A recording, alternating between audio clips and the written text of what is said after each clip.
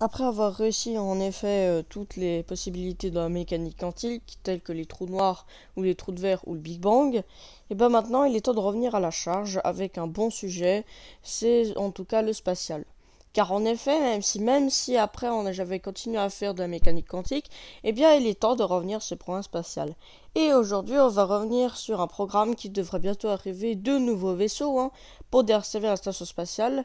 Déjà, on avait parlé récemment dans un spécial actu que en effet il y avait la Crew Dragon de SpaceX qui devait entrer en jeu, mais il y a également plein d'autres vaisseaux qui devaient arriver, mais qui n'ont jamais eu lieu.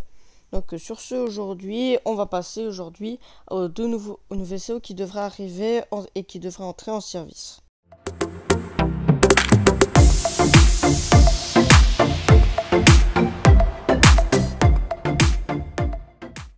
Pour parler de la Crew Dragon et des autres vaisseaux qui doivent desservir la Station Spatiale Internationale, il faut revenir en 2003, après l'accident de la navette spatiale Columbia, qui notamment fait périr 97 astronautes encore. Pendant toute la durée de l'enquête, la flotte restante des navettes spatiales est donc clouée au sol. Et du coup, après l'enquête, les enquêteurs découvrent notamment beaucoup de problèmes liés à la conception des navettes, et notamment la fonctionnalité, notamment des problèmes techniques, et surtout bien même la façon dont sont conçus le lancement et l'atterrissage. Contrairement aux fusées classiques, en effet, une navette ne comporte aucun système de décollage au moment du décollage, il n'y a aucun système de secours. Et le fait que le véhicule soit mis sur côté l'expose à des projections de débris, ce qui peut notamment détruire le bouclier thermique. Mais déjà, en effet, en 1986, la navette Atlantis n'est pas passée loin de la désintégration. En effet, après les largages des deux boosters, le cône du booster droit vient frapper le flanc droit de la navette. Les dégâts sont très violents. Et du coup, notamment les astronautes qui sont déjà dans la navette et qui s'élèvent déjà très haut dans le ciel, notamment les astronautes demandent à Houston de faire un rapport pour voir si les tuiles ne sont pas endommagées. Car en effet, les tuiles sont à l'air libre du décollage jusqu'à la fin. Et c'est elles qui doivent faire en sorte que la navette puisse résister à la rentrée atmosphérique. Mais heureusement, la navette rentre sur Terre sans aucun problème. Mais les dégâts sont très importants. Un rapport d'enquête montra aussi pointera du droit qu'en effet, 700 tuiles sont gravement endommagées et même une tuile manquante. Mais heureusement, une plaque métallique chauffante a fait en sorte que l'armature de la navette résiste. Un accident a été évité et de peu. Après l'enquête et après avoir fini la construction de la Station Spatiale Internationale, les Américains décident un nouveau programme, le programme en effet Constellation, qui vise à renvoyer des hommes sur la Lune d'ici à 2020. Les Américains, on les connaît, ils sont déjà allés sur la Lune en 1969, mais c'est capable d'y retourner. Easy. Et du coup, c'est comme ça que naîtra la capsule Orion.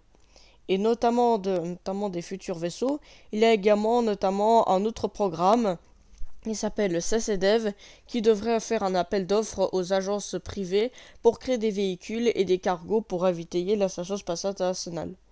Notamment, 36 entreprises répondent à l'appel, notamment Boeing, Blue Origin, notamment Sierra Nevada aussi, qui vont tous proposer notamment des véhicules.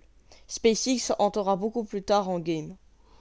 Notamment regardons les véhicules qu'ils proposent. Sierra Nevada reste dans le thème de la navette spatiale avec un véhicule qui reprendra un peu le concept, alors que Boeing se repasse totalement sur les capsules Apollo avec une forme conique. Et SpaceX se fera de même avec sa Crew Dragon. Pour la suite, notamment des autres agences fourniront des systèmes notamment pour des futurs cargos qui devraient arriver. Mais à l'époque, c'est encore Constellation qui l'emportait pour en effet retourner sur la Lune.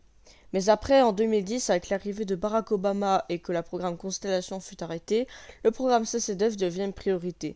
Mais en attendant le vol de ces vaisseaux, les Américains décident de faire voler leurs astronautes directement à partir du soutien des fusées Soyouz et de leurs capsules. Du coup, la suite, tout dépend des agences qui doivent en effet maintenant avoir un contrat qui permette de créer ces véhicules. Notamment, maintenant, après que l'arrivée de SpaceX devrait développer ses fusées Falcon pour en effet des budgets qui savent moins cher que le programme CCDEV, en effet, notamment, il reste maintenant plus que 3 agences dans ce programme. En effet, Sierra Nevada, Blue Origin,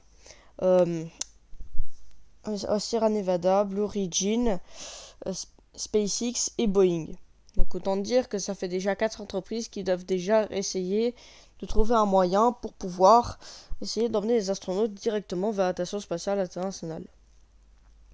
Pour la suite, notamment, Sierra Nevada proposait son avion spatial mais finalement abandonné et se concentra plutôt sur des vaisseaux cargo. SpaceX, quant à lui, développe son vaisseau Crew Dragon qui a en effet fait un vol récemment et qui devrait notamment, en effet, si je dis bien, continuer à ravitailler la Station spatiale internationale. Quant à Boeing, en effet, lui aussi propose un vaisseau, le CST-100 Starliner, qui en effet reprend un peu le concept de la capsule Apollo, mais cette fois-ci pour accueillir bien plus d'équipage et en vivre. Notamment, si on regarde des animations du vaisseau, on se demande d'où tire son énergie. Il faut bien regarder, c'est bien caché en tout cas. C'est sous les moteurs en effet du module de service.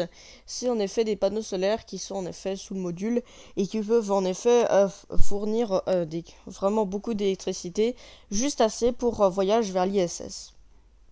Notamment, après l'arrêt du programme Constellation, le temps passe et en effet ces véhicules commencent en effet à prendre leur développement.